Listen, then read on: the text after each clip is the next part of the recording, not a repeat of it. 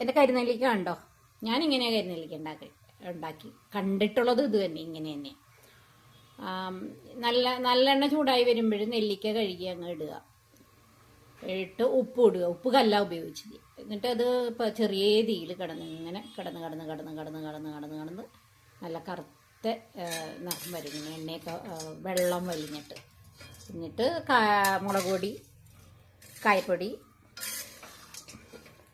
പിന്നെ ഉലുവപ്പൊടി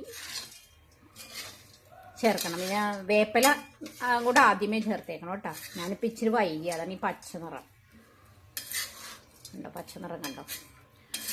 അങ്ങനെയാണ് ഈ നെല്ലിക്ക ഉണ്ടാക്കുന്നത്. അധികം എണ്ണയൊന്നും ഒഴിച്ചിട്ടില്ല. അധികം എണ്ണ ഒന്നും വേണ്ട. ഞാൻ ഒഴിച്ചിട്ടില്ല. എണ്ണ കൂടിയിട്ടുണ്ടെങ്കിൽ നന്നായിട്ട് കുറേ നാൾ ഇങ്ങനെ പുറത്ത് തന്നെ വെക്കാൻ പറ്റുമായിരിക്കും. ഇത് കഴിക്കാൻ നേരത്ത് എടുത്തിട്ട് ഇത്തിരി പച്ച വെളിച്ചെണ്ണ ഒഴിച്ച് കഴിച്ചാൽ നല്ല ടേസ്റ്റ് ആയിരിക്കും. വെളിച്ചെണ്ണ ഒഴിച്ചിരിക്കുന്ന കുഴപ്പമൊന്നുമില്ല. അങ്ങനെ എനിക്ക് ചെറിയ നെല്ലിക്ക കിട്ടി കേട്ടോ. ചെറിയ നെല്ലിക്കയില്ല, നാടൻ നെല്ലിക്ക പണ്ടത്തെ. അത് കിട്ടിയപ്പോൾ എനിക്ക് തോന്നി ഇങ്ങനെ ചെയ്യണമെന്ന്.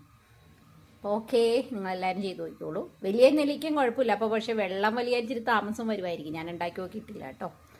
ഓക്കെ.